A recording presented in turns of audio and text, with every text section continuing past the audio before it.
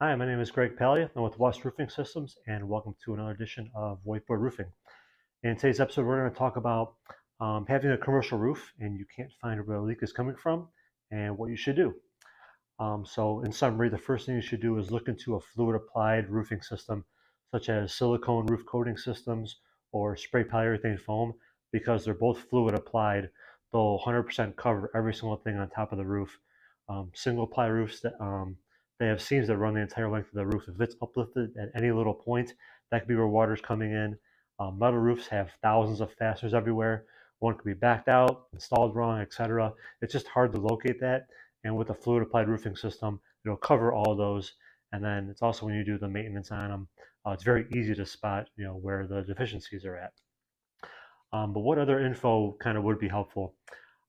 People ask, am I eligible for a coating system? And it's just an easy thing because you can just apply it right over the existing roof, but it has to be in decent condition.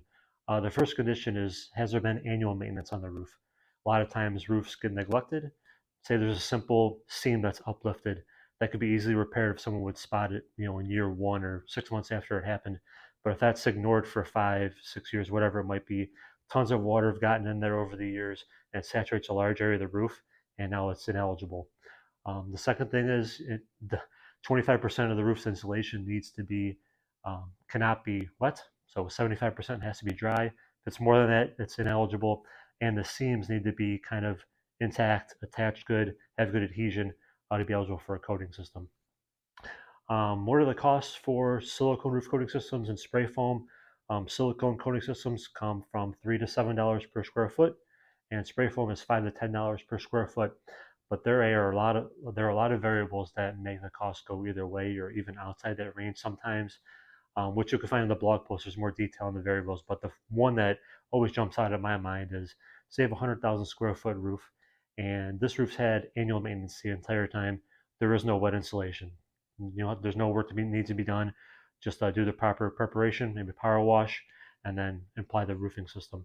As opposed to this one, who's had zero annual maintenance and 20% of the roof is wet. Well, you have to identify 20,000 square foot of the wet insulation, all the labor hours to rip it all up, bag it, transport it to a landfill, pay the landfill fees, install 20,000 square foot of new material, and then you could apply the fluid applied roofing system. So huge difference there in cost just on the amount of wet insulation, but there's more variables that you'll find in the blog post. What are some problems with each roofing system? Coating systems, they get dirty quick and they don't increase the R value at all.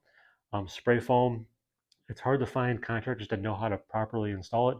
It's kind of like a chemistry experiment sometimes, so it's just hard to install correctly. And overspray is a huge issue. The wind can carry it onto undesirable assets such as windows and cars, so definitely a huge problem there. And then a couple other things to watch out for. You want to, it doesn't, I know we promote fluid applied roofing systems all the time, but it doesn't matter if you're doing metal, EPDM, TPO, any roofing system out there. The quality of the install should be of utmost importance. I don't care if the contractor is 5 states away. If I'm spending that much money on a commercial roof, I want it to be installed right.